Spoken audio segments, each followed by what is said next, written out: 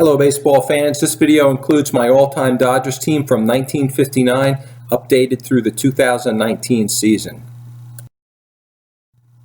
Begins with Clayton Kershaw pitching. Clayton Kershaw is still in the midst of a great career. By the point system that I use, he has over 400 points as a Dodger, which is incredible. He might be the only pitcher that has that many points for the same franchise. Pitchers like Clemens and Maddox have more points, but it's split among more than one team. Catching is Mike Piazza. Mike Piazza, probably one of the, or maybe the greatest hitting catcher all time. Started his career with the Dodgers and made the All-Stars 6 times. Hall of Fame 2016. At first base is Steve Garvey. Steve Garvey making the All-Stars 8 times with the team, leader of the team through the late 70s and the 80s. All of the players on the starting lineup for this team through 2019 are the same as they were in 2018. If you check out my playlist for 2018 for each team, I've got the statistics here, but I also have more of the underlying information as far as the accomplishments of each player, like what they did in the postseason and that kind of thing. At second base is Jim Gilliam.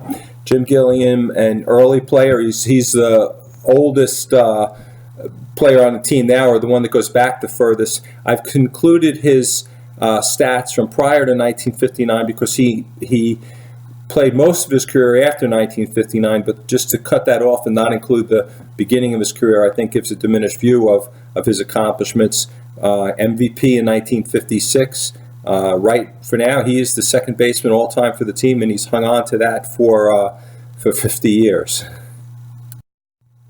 Ron Cey is at third base. Ron Cey made the All-Stars 6 times, a leader of the team through the late 70s and the early 80s through those great Dodger teams. At shortstop is Maury Wills. You can see on the chart he led the league in stolen bases 6 times. And he made the All-Stars 5 times. He was a great player on the team in the 1960s. In the outfield, first outfield position is Pedro Guerrero, great hitting player, made the All-Stars 4 times. Second position is Willie Davis. Willie Davis didn't have the great seasons that some other players had. Some players that make the team might be on like a 5-year contract and just have 5 awesome seasons. Willie Davis was somebody who played most of his career with the Dodgers and was a real good player over a long period of time. Roy White is kind of similar with the Yankees, where it's kind of, what would you rather have? Would you rather have somebody who's terrific for a few years or somebody who is with the team for 15 years and puts out for most of that time and does really well? And just adding up the points, the amount of points that he gets for each season where he was above average puts him in second place outfield position for the Dodgers. And then Matt Kemp is in the third position, a recent player with the team early in the decade of the 2010s. He had some great seasons. 2011 was just an awesome season for him, where he led the league in runs batted in, and home runs. This next page shows the 6 next pitchers and 3 hitters who weren't on the starting lineup. I have Sandy Koufax in the first position in the book of the baseball cards, just because Sandy Koufax, I think, is higher regarded than Don Drysdale. But since Sandy Koufax's career was cut short, Don Drysdale has more points than Koufax. I still feel it's correct.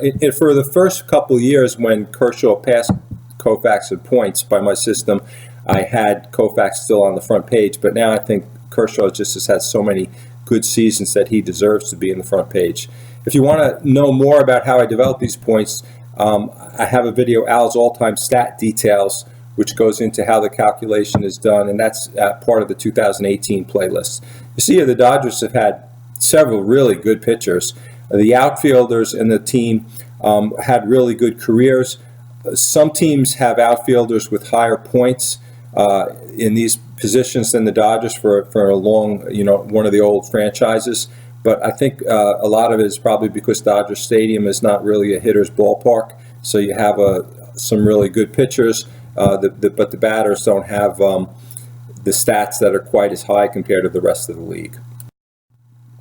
Here's a view of the starters on the left and the other players on the right side.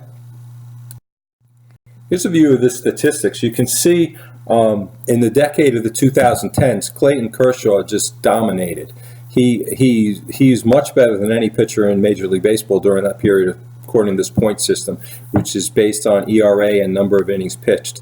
Matt Kemp also put up some points during this period. Other than them, they had some good players, but not enough that made, or they had some great players, but not that did well enough to put up points to break into the all-time team. And speaking of that, here's a comparison. The starting lineup, or the all-time team, is on the left, and on the right chart, you see players who either are still on the team or they're still in Major League Baseball, so possibly they could come back onto the team again, so I'm still keeping track of their points. And you see that Zack Greinke, if he had stayed with the team, he would have beat out Fernando Valenzuela, at least for the bottom spot among the pitchers. But he only had a few seasons with the team, had one great season in 2015. Walker Buehler had just came off a really good season, very young. There's a chance if he stays with the team, he's going to have to continue with what he did last year for at least 4 or 5 more years to break into the all-time team. Kenley Jansen is pretty close after his long career. It's harder for relief pitchers to make it on these teams because it uses innings pitched as in combination with ERA. So for a relief pitcher to pitch that many innings takes more seasons. And among the hitters, Cody Bellinger just had a great season, but he only has 47 points total so far. It's going to take him 5 or 6 years of continuing at that rate in order to reach Steve Garvey for first base. Probably only 2 or 3 years to reach Eric Karros on the second page for the team. And other than that, Justin Turner would have to play several more years to have a chance to break into the team. So we'll see whether that happens. Here's the view again, the starters on the left and the next players on the right and the statistics in the middle. So I hope you enjoyed this. I plan to put it up for all of the teams for 2019. Please subscribe to my channel if you want to see more. Thanks.